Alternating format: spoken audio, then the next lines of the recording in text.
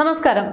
ദുരന്തത്തെ മറയാക്കി സർക്കാർ ഉദ്യോഗസ്ഥരുടെ സാലറിയിൽ കണ്ണുവയ്ക്കുന്ന ശീലമാണ് നമ്മുടെ ഇടത് സർക്കാരിനുള്ളത് എന്നത് പ്രത്യേകം പറയേണ്ടതില്ല. സാലറി ചലഞ്ച് എന്ന് പറഞ്ഞുകൊണ്ട് പലപ്പോഴും സർക്കാർ ഉദ്യോഗസ്ഥരെ ബുദ്ധിമുട്ടിക്കുന്ന ഒരു രീതി സംസ്ഥാന സർക്കാർ അവലംബിച്ചു പോരുന്നുണ്ട്. പല ദുരന്തങ്ങളുമായി ബന്ധപ്പെട്ടും സാലറി ചലഞ്ച് എന്നുള്ള ഒരു പദ്ധതി കൊണ്ടുവരികയും അതിന്റെ പേരിൽ സർക്കാർ ഉദ്യോഗസ്ഥരെ പിഴയുകയും ഒക്കെ ചെയ്തത് ചരിത്രം തന്നെയാണ്.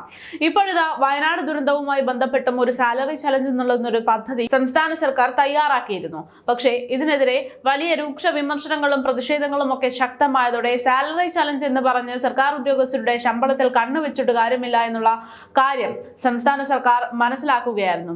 ഇപ്പോൾ വിവാദങ്ങൾ ഓരോന്നോരോന്നായി ഉയർന്നു വരുന്ന സാഹചര്യത്തിൽ സർക്കാർ ഉദ്യോഗസ്ഥരുടെ ഈ സാലറി ചലഞ്ചിനെ കുറിച്ചുള്ള കാര്യങ്ങൾ പലരും മറന്നു എന്നുള്ളതാണ് വാസ്തവം. പക്ഷേ ഉദ്യോഗസ്ഥർക്ക് അത് മറക്കാൻ സാധിക്കില്ല. കാരണം വരുന്ന നഷ്ടം അവർക്കാണ്. അതുകൊണ്ട് തന്നെ അവർ പ്രതിഷേധിച്ചു തുടങ്ങുകയാണ്.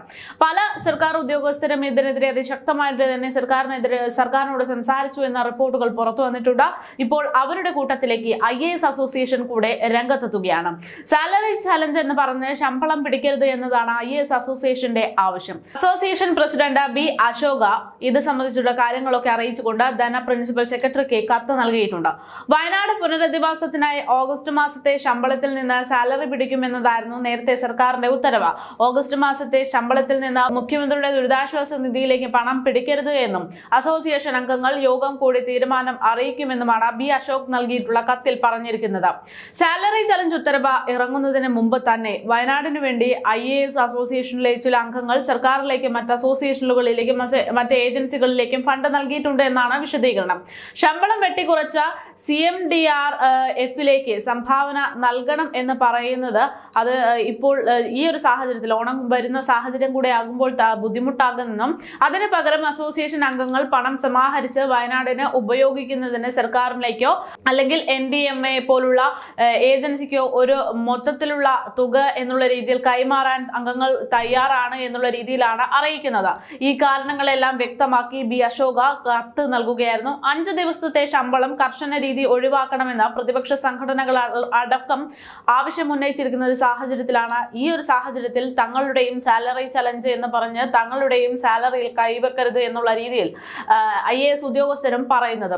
സാലറി ചലഞ്ചുമായി ബന്ധപ്പെട്ട സർവീസ് സംഘടനകളുടെ മീറ്റിംഗ് മുഖ്യമന്ത്രി വിളിച്ചിരുന്നുവെങ്കിലും IAS അസോസിയേഷനെ മുഖ്യമന്ത്രി ക്ഷണിച്ചിരുന്നില്ല. സമ്മതപത്രമില്ലാതെ ശമ്പളം പിടിക്കുമെന്ന് IMG ഇറക്കിയിട്ടുള്ള ഉത്തരവ് ഇതിന് പിന്നാലെ വിവാദമാകുകയും ചെയ്തിരുന്നു.